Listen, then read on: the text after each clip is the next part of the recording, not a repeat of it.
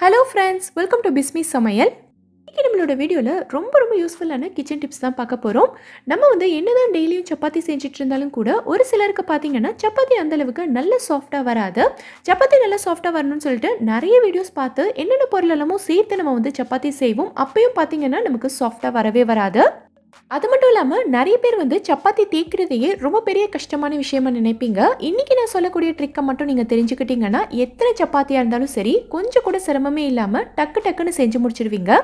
ஒவ்வொரு சப்பாத்தியும் அவ்வளோ சாஃப்டா இருக்கும். எப்படிங்கிறத பார்க்கலாம்.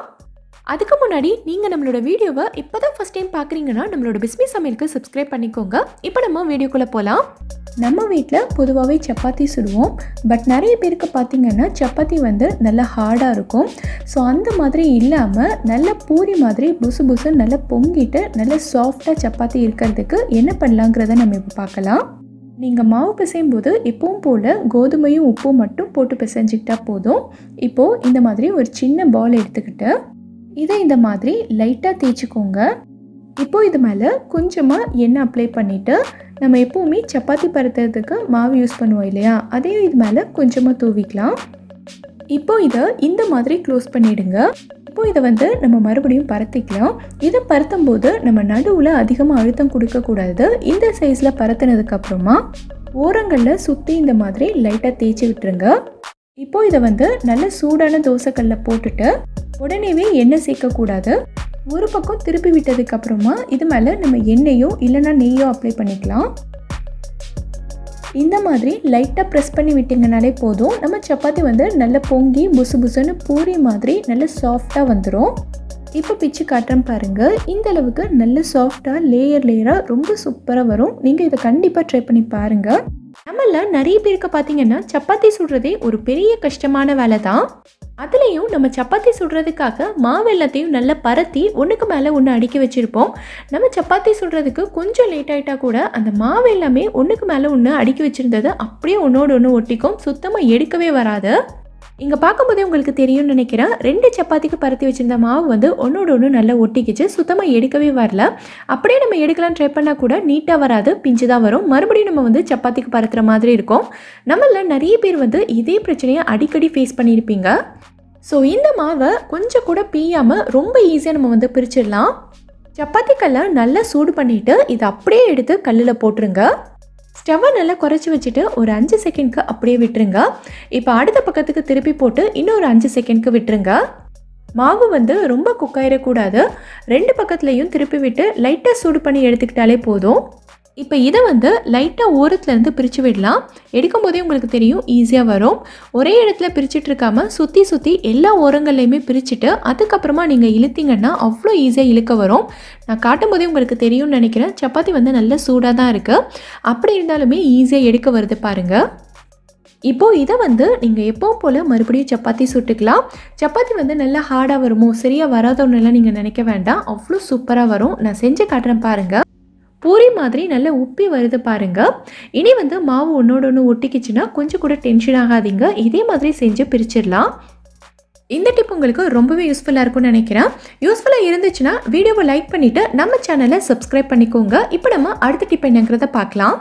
நம்ம வீடியோஸ்லேயே சப்பாத்தி நல்லா சாஃப்டாக வர்றதுக்கு நான் உங்களுக்கு நிறைய டிப்ஸ் சொல்லியிருக்கேன். ஆனால் இப்போ நான் சொல்ல போகிறது இது வரைக்கும் நீங்கள் கேள்விப்படாத அளவுக்கு ரொம்பவே புதுசான டிப். அது மட்டும் இல்லாமல் ரொம்ப எஃபெக்டிவானதும் கூட. இந்த மெத்தடை நீங்கள் செய்யும்போது சப்பாத்தி ஒரு நாள் முழுக்கவே நீங்கள் சுட்டி எடுக்கும்போது எவ்வளோ சாஃப்டாக இருந்ததோ அதே அளவுக்கு சாஃப்ட்னஸோடு இருக்கும்.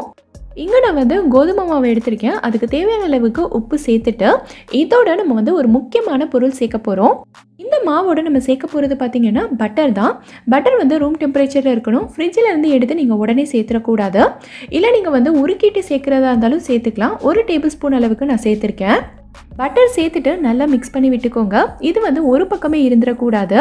மாவோட எல்லா பக்கமும் நல்லா மிக்ஸ் ஆகிற மாதிரி கையில் இந்த மாதிரி உதுத்து விட்டு மிக்ஸ் பண்ணிக்கோங்க. இப்போ இதோட தண்ணி சேர்த்து நீங்கள் எப்போவுமே சப்பாத்திக்கு பிசைகிற மாதிரி பிசைஞ்சு எடுத்துக்கோங்க. பட்டர் சேர்த்துருக்கிறதுனால மாவே பார்த்தீங்கன்னா அவ்வளோ சாஃப்டாக இருக்கும். இது 20 நிமிஷத்துக்கு நல்லா ஊறட்டும். 20 நிமிஷம் ஊறிச்சுன்னா மாவு இன்னும் சாஃப்டாகும். அதுக்கப்புறமா நம்ம எப்பயும் போல சப்பாத்தி சுட்டுக்கலாம். பொதுவாகவே சப்பாத்தி வந்து நம்ம லஞ்ச் பாக்ஸில் பேக் பண்ணி கொடுக்கும்போது சாப்பிட்ற நேரத்துலேயும் பார்த்திங்கன்னா ரொம்ப ஹார்டாயிடும். ஆனால் இந்த மெத்தடில் செய்கிற சப்பாத்தி வந்து நீங்கள் வெளியூருக்கு போகிறீங்க, ஒரு 10 மணி நேரம் 12 மணி நேரம்லாம் உங்களுக்கு ட்ராவல் இருக்குது அப்படின்னா இந்த மெத்தடில் நீங்கள் செஞ்சு எடுத்துகிட்டு போகலாம். இந்த சப்பாத்தி வந்து எவ்வளோ நேரம் ஆனாலும் அவ்வளோ சாஃப்டாக இருக்கும். இந்த டிப் உங்களுக்கு ரொம்பவே யூஸ்ஃபுல்லாக இருக்கும்னு நினைக்கிறேன். யூஸ்ஃபுல்லாக இருந்ததுன்னா வீடியோவை லைக் பண்ணிவிட்டு நம்ம சேனலை சப்ஸ்கிரைப் பண்ணிக்கோங்க. நம்ம எல்லார் வீட்லேயுமே இட்லி தோசைக்கு அடுத்தபடியாக காலையிலையோ இல்லை நைட்டோ அடிக்கடி செய்யக்கூடியது பார்த்திங்கன்னா சப்பாத்தி தான். பொதுவாகவே நம்ம சப்பாத்தி செய்யணுன்னா மாவு பிசைஞ்சிட்டு அதை கண்டிப்பாக ஒரு 20 நிமிஷத்துக்காவது நல்லா ஊற விடுவோம். அப்போ தான் சப்பாத்தி வந்து நல்லா சாஃப்டாக வருங்கிறதுக்காக. ஆனால் உங்களுக்கு வந்து மாவை ஊற விடுறதுக்கெல்லாம் அந்தளவுக்கு டைம் இல்லை, ஆனாலும் சப்பாத்தி எனக்கு நல்லா சாஃப்டாக வரணும்னு நினச்சிங்கன்னா இப்போ நான் சொல்கிற மாதிரி நீங்கள் செய்யுங்க. இங்கே நான் வந்து கோதுமை மாவு எடுத்திருக்கேன். இதுக்கு தேவையான அளவுக்கு உப்பு சேர்த்துட்டு 2 டேபிள் ஸ்பூன் அளவுக்கு காய்ச்சி ஆற வச்ச பால் சேர்த்துக்கங்க. இப்போ இது எல்லாத்தையும் ஒரு தடவை நல்லா கலந்து விட்டுக்கலாம். நான் காட்டுற மாதிரி மாவு வந்து நல்லா உதுத்தி விட்டு கலந்துக்கோங்க. இந்த மாவு பிசைகிறதுக்கு நீங்கள் சேர்க்குற தண்ணியையுமே வெது வெதுப்பாக இருக்கிற மாதிரி பார்த்துக்கங்க. தண்ணி வந்து ரொம்ப சூடாக இருக்கக்கூடாது, கை பொறுக்கிற சூடில் இருந்தாலே போதும். இது எல்லாத்தையும் ஒன்றா சேர்த்து நல்லா பிசைஞ்சிடுங்க. இதை பிசையும் போதே உங்களுக்கு நல்லா தெரியும் மாவு வந்து அவ்வளோ சாஃப்டாக இருக்கும். இப்போ கடைசியாக 1 டீஸ்பூன் அளவுக்கு எண்ணெய் சேர்த்துட்டு இதை வந்து இன்னும் ஒரு 2 நிமிஷத்துக்கு பிசைஞ்சிங்கனாலே போதும். மாவு வந்து இந்த அளவுக்கு நல்ல சாஃப்டாக இருக்கும். இப்போது இந்த மாவை நீங்கள் வந்து ஊற வைக்கணுங்கிற அவசியம்லாம் கிடையாது, உடனேவே சப்பாத்தி சுடலாம். சப்பாத்தி வந்து நல்ல சாஃப்டாக சூப்பரான டேஸ்ட்டில் இருக்கும். கண்டிப்பாக இதே மாதிரி ட்ரை பண்ணி பாருங்கள். நம்ம எத்தனை தடவை சப்பாத்தி செஞ்சாலுமே சிலருக்கு பார்த்திங்கன்னா சப்பாத்தி நல்லா ஹார்டாக வரும். அப்படியே நல்லா சாஃப்டாக வந்தாலும் கூட நம்ம சுட்டு எடுத்த உடனே சூடாக சாப்பிடும்போது நல்லா சாஃப்டாக இருக்கும். அதுவே கொஞ்சம் நேரம் ஆயிடுச்சுன்னா நல்லா ஹார்டாக கல் மாதிரி ஆயிரும். ஸோ எவ்வளோ நேரம் ஆனாலுமே சப்பாத்தி வந்து நல்லா சாஃப்டாக இருக்கணும்னா இப்போ நான் சொல்கிற மாதிரி நீங்கள் மாவு பிசைஞ்சுக்கோங்க. இந்த கோதுமை மாவுக்கு தேவையான உப்பு மட்டும் சேர்த்து நல்லா கலந்து விட்டுக்கோங்க. இப்போ இது கூட நம்ம சேர்க்க போகிறது பார்த்திங்கன்னா நெய் தான். இந்த மாவுக்கு நான் வந்து 1.5 டீஸ்பூன் அளவுக்கு உருக்குன நெய் சேர்த்துக்கிறேன். இப்போ இதை வந்து மாவோட சேர்த்து எல்லா பக்கமும் படுற மாதிரி நல்லா கலந்து விட்டுக்கோங்க. இதை வந்து அப்படியே விட்டுட்டு நம்ம தண்ணி சேர்த்து பிசைஞ்சிட்டோன்னா நெய் வந்து ஒரு பக்கமாக நின்றுக்கும், மாவு ஃபுல்லாகவே ஸ்ப்ரெட் ஆகாது. ஸோ நல்லா கலந்து விட்டுட்டு நம்ம வந்து தண்ணி சேர்த்துக்கலாம். இந்த மாவு பிசைகிறதுக்கு நீங்கள் சேர்க்குற தண்ணியையுமே வெது வெதுப்பாக இருக்கிற மாதிரி பார்த்துக்கங்க. ரொம்ப சூடாக இருக்கணுங்கிற அவசியம் இல்லை, கை பொறுக்கிற சூடில் வெது வெதுப்பாக இருந்தாலே போதும். தண்ணியை ஒரேடியாக சேர்த்துறாமல் கொஞ்சம் கொஞ்சமாக சேர்த்து நல்ல சாஃப்டான பக்குவத்துக்கு பிசைஞ்சு எடுத்துக்கோங்க. தண்ணி வந்து நம்ம வெது வெதுப்பாக சேர்த்துருந்ததுனால இந்த மாவு வந்து நம்ம ஊற வைக்கணுங்கிற அவசியம் கிடையாது. பிசைஞ்சதும் உடனே நம்ம வந்து சப்பாத்தி போட்டுக்கலாம். சப்பாத்தியை வந்து ரொம்ப மெல்லிசாவும் இல்லாமல் ரொம்ப தடிமனாகவும் இல்லாமல் இந்தளவுக்கு பரத்தி எடுத்துக்கங்க. ஸோ இதை வந்து நீங்கள் எப்பயும் போல் தோசைக்கல்ல போட்டு எடுத்துக்கலாம்.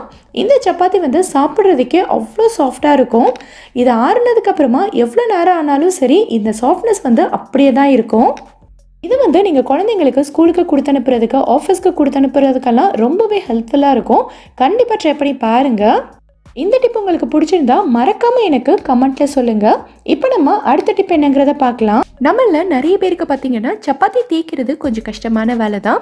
ஏன்னா சப்பாத்தி வந்து நல்லா மெல்லிசாக தேய்க்க வராது. அது மட்டும் இல்லாமல் மாவு எல்லாமே சப்பாத்தி கட்டையில் அங்கங்கே ஒட்டும். ஒவ்வொரு தடவையும் நம்ம பரத்தும் போதுமே எடுத்து விட்டு தான் பரத்துற மாதிரி இருக்கும். ஸோ மாவு வந்து சப்பாத்தி கட்டையில் ஒட்டக்கூடாதுன்றதுக்காக நம்ம வந்து கோதுமை மாவு இல்லை மைதா மாவு தூவி விட்டுட்டு சப்பாத்தி தேய்ப்போம்.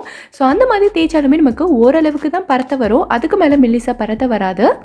ஸோ சப்பாத்தி வந்து உங்களுக்கு நல்லா மெல்லிசாக தேய்க்க வரணும்னா அரிசி மாவு சேர்த்து தேய்ச்சி பாருங்கள், அவ்வளோ சூப்பராக தேய்க்க வரும். ஒரு தடவை கூட உங்களுக்கு சப்பாத்தி கட்டையில் ஒட்டவே ஒட்டாது, நல்லா ஈஸியாக தேய்ச்சிடலாம். நான் உங்களுக்கு தேய்ச்சி காட்டுறேன் பாருங்கள். சப்பாத்தி தேய்க்கிறதுக்கு ரொம்ப கஷ்டப்படுற பிகினர்ஸ் கூட இந்த மெத்தடில் ட்ரை பண்ணி பார்க்கலாம், அவ்வளோ ஈஸியாக வரும். இந்த அரிசி மாவுக்கு பதிலாக நீங்கள் வந்து கார்ன்ஃப்ளவர் கூட யூஸ் பண்ணிக்கலாம். எவ்வளோ பெருசாவோ எவ்வளோ மெல்லிசாவோ தேய்ச்சிருக்கேன் பாருங்கள், நீங்கள் பார்க்கும்போதே உங்களுக்கு தெரியும்னு நினைக்கிறேன். இந்த மாதிரி நீங்கள் அரிசி மாவு போட்டு தேய்ச்சி வைக்கும்போது சப்பாத்தி வந்து நீங்கள் மொத்தமாக ஒரு 10-12 சப்பாத்தி அளவுக்கு தேய்ச்சி ஒன்றுக்கு மேலே ஒன்று அடுக்கி வச்சுட்டு மொத்தமாக சுட்டுக்கலாம். இந்த மாதிரி நீங்கள் தேய்ச்சி அடுக்கும்போது ஒரு சப்பாத்தி கூட ஒன்றோட ஒன்று ஒட்டிக்கவே ஒட்டிக்காது. உங்களுக்கு ரொம்பவே யூஸ்ஃபுல்லாக இருக்கும்னு நினைக்கிறேன், ட்ரை பண்ணி பாருங்கள். நம்ம வீட்டில் சப்பாத்தியெல்லாம் தேய்க்கும் போது பார்த்தீங்கன்னா நம்ம வந்து பக்கத்துலேயே இந்த மாதிரி ஒரு சின்ன டப்பாவில் மாவு போட்டு வச்சுருப்போம். இந்த மாவில் நம்ம கொஞ்சமாக தொட்டுட்டு சப்பாத்தி தேய்ச்சோன்னா நமக்கு வந்து ஒட்டாமல் ஈஸியாக பரத்த வருன்றதுக்காக. ஸோ இந்த மாதிரி ஆகாமல் இருக்கிறதுக்கு நம்ம என்ன பண்ணலாங்கிறத பார்க்கலாம்.